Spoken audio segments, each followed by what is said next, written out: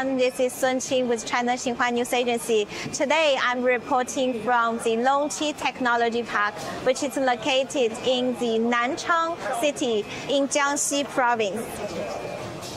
And this factory you have been seeing, this is a factory that ships tens of millions of tablets and smartphones every year.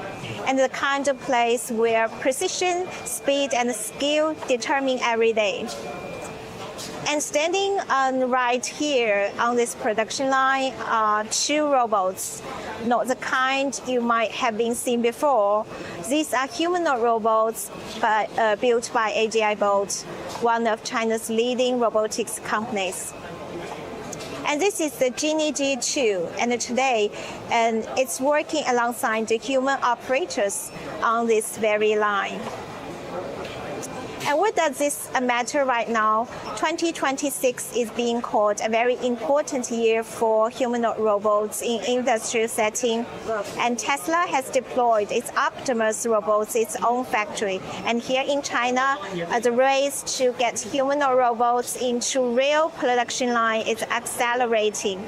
And the real question is, can they really do the job? So we are here to find out. Let's go and meet the robots.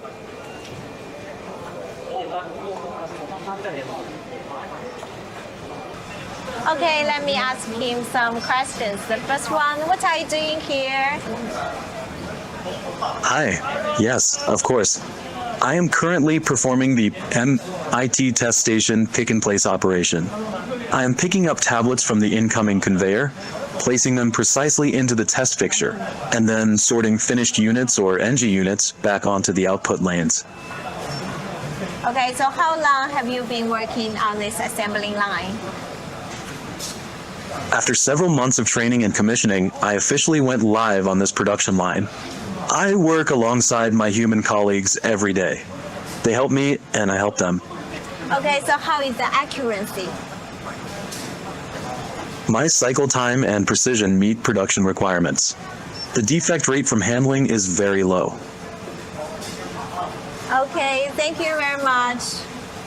Hi guys, our next guest is the key person behind this humanoid robot, Mr. Yao. Mr. Yao, can you give us a brief introduction about yourself to our audience? Hi everyone, this is Mao Qing, and I'm leading the embodied AI business in AGI Bot. So the robots behind are made by our team. Okay, guys, well, you can see that the Genie G2 is actually working in this area. So honestly, it's a little bit dangerous if we keep standing here. So we need to go outside and to find out more details. And we can see the Genie G2 is working their job in this place. So Mr. Yao, could you give us a brief introduction about their jobs here? So as we see here, these robots are doing tablets testing. So specifically speaking, he needs to pick up tablets from the belts and put them into a testing equipment. And once the testing process finishes, it also needs to pick up the tablet and put it back into the belt.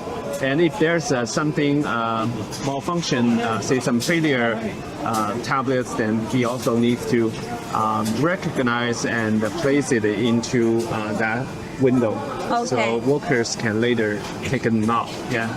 Okay, so actually the two robots are doing like the testing job on this assembling line, right? Yes.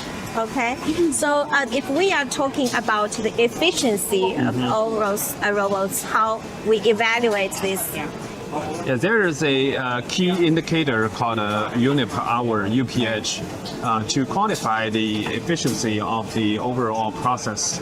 So the design target is around 285, and right now I think the robots can deliver around 320 something. So it's even exceeding our original design target.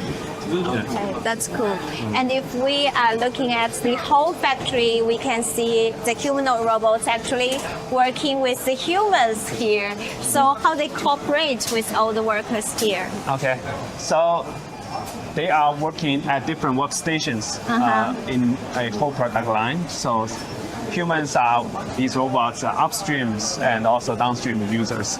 And also, as we mentioned earlier, if the equipment finds some failure tablets, then the robots also need to place them into a special place, so workers will come over and bring them to specific locations in the product line. Yeah.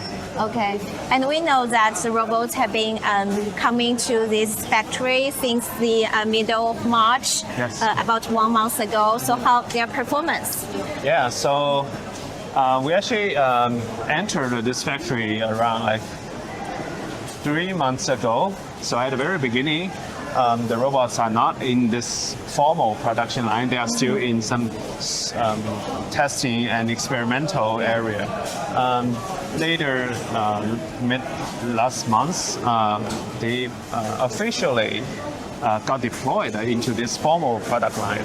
And ever since then, they have been performing very well. For example, their success rate is almost 100%. I would say more than 99.99% success rate, and also their stability is very good.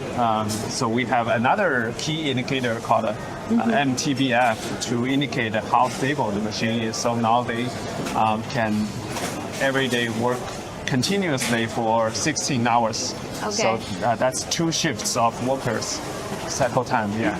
Okay, and we can see 2 humanoid robots, Xinhua today in this assembly line, and we know that we will apply more robots here. So what's your plan? Yeah, so in Longcheers, this particular factory, we will deploy around 100 robots. And also for this job, these tasks, there are way more workstations in this industry. So overall, I think we can deploy maybe around 500 something robots in similar workstations all over the country. Yeah. Okay, that's cool.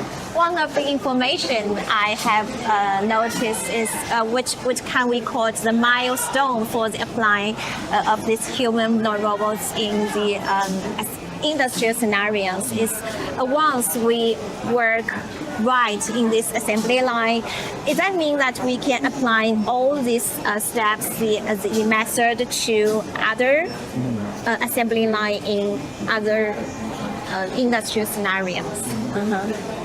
Yeah, I think this is a challenge for traditional automation solutions, right? You cannot easily transfer one solution to another use case, but this is a key advantage of using humanoids and general purpose embodied intelligence, because right now we can adapt our robots to another different kind of workstation with a pretty reasonably short amount of time. Usually, maybe depends on how different is that one from this particular one. But particularly speaking, you will be no more than a month to let a robot worker to get ready for another job. So it basically involves a very well-developed process of developing algorithms and then configuring the overall workflow and evaluate it in the simulated environments, and eventually do the last mile adaptation in a real production line. Yeah. Yes. Actually, we have seen the big progress that all the humanoid robots have been achieved during the past year. For example, last year we have been interviewed the robots when they were working in Fulin Jingong in Mianyang. Yeah. For that time, the robots were just doing the like the packaging and such kind of things. So, what kind of scenarios that you think the Xinhua can apply in the future? So Xinhua is our latest version of mobile-based bi-manual humanoid robots. So it can also do the work. We had a live show last year, carrying the boxes, right? Yeah. So this one is a newer version of that A2W machine. So besides that, we can do tablets and phone testing. And also recently, we are going to deploy them in some semiconductor packaging and testing lines. Yeah. So this is also a pretty standardized kind of tasks across all the packaging, testing, and fab industry. So other things also including logistics, like sorting, which requires a little bit more generalization capabilities because we need to face and handle maybe tens of thousands of different SKUs, right? Yeah. With different colors, shapes, rigid, soft. So you really need the level of generality provided by large embodied foundation models. Okay, okay. And we also see that you have been reviewed like the go-to model recently. So for the most important thing for the robots is their brain. So how we develop the models for all those robots. Okay, yeah. So the key is, I think, two things. One is data. Okay. The other is the model architecture. But so far, I think the biggest challenge in facing the overall embodied foundation model is still the lack of data. So that's why we have been keep collecting and acquiring lots of data, right? So we need a good amount of data and high quality data, and also very importantly, very diverse distribution of the data. You don't want a very narrow distribution, very repetitive data, right? You need data from all kinds of scenarios, use cases, all kinds of objects and environments. To address the data problem, we even incubated a new business, a company called Maniformer AI, that's targeted to provide a one-stop solution for physical AI data to the whole industry. Okay. And secondly, as you just mentioned, we recently released some new progress in the algorithm. One is our latest VLA kind of model called Genie Operator 2, Go 2. The other is our latest word model, Genie Envisioner 2. Yeah. So in Go 2, we introduced something called like a dual system.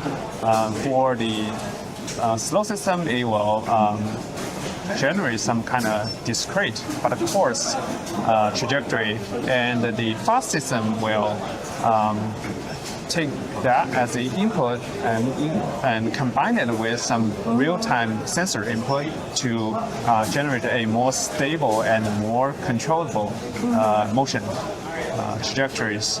And in Genie Sim, in Genie Envisioner 2.0, this is a new kind of word model simulator. It can generate long horizon stable videos given some kind of trajectories as a condition. So with Genie's Envisioner 2, we can use it as first a simulator to evaluate a particular robot policy, and secondly, we can use it to as a neural kind of world environment to do reinforcement learning, because besides a word simulation, it also has a reward function to automatically determine if that action, that trajectory has finished the given instruction. So with that, we can do a closed loop reinforcement learning in that simulated environment. Yeah, and we have been noticed that the US Tesla's Optimus had also been applied in the factory. So what will be the advantages of our technologies compared to the technologies overseas? So yeah, I think over the last few years, from time to time, we see some progress from Optimus and other U.S. companies. But so far, I think we are the first to have a live show, like a nationwide broadcast live show to demonstrate what has been capable. And it's a day-long, 16-hour live show. So it's not a demo, right? Yeah. We are showing to the public that robots are really ready to do realistic and practical and valuable work. Okay. I think one good thing is in China we have so many manufacturing scenarios and industries. This is a very good test bed for the technology and also the domain to apply the viable technologies. So from real applications, we can get the kind of actual evaluations and feedbacks from our users to keep polishing and iterate our product and technology. This is very important. Okay. So do you have any plan to further develop the global market for the Genie G2? Yeah, this is definitely a very important goal for our business because, at the end of the day, when you want to sell the robot to your user, the first thing they care about is the return of interest. In China, China is still a developing country, so the labor cost is relatively lower than some Western countries. Okay. So it's in that sense, it's easier to justify the return of interest perspective in more developed countries, right? Yeah. Because their labor cost is so high. Usually, you can easily cover the cost of a robot, and also I think. In China, the workers are kind of well trained and well organized, but in some other area in the world, it's not so easy to get so many disciplined workers around the factories every day. So, but robots are very stable, right? They don't have bad mood, they don't strike, they don't get lazy, right? Yeah. So you can expect them to keep working every day in the factory. This is something very desirable from overseas users. That's something we often hear. So this year, I think we are also trying to shipping our products to overseas use cases and try to see if it work out. Yeah. Okay. Yeah. And then the last question, is this also your dream that you can apply the Oro's Genie G2 to the global market? So what's your dream or your aim for these humanoid robots in the terms of technology and application? So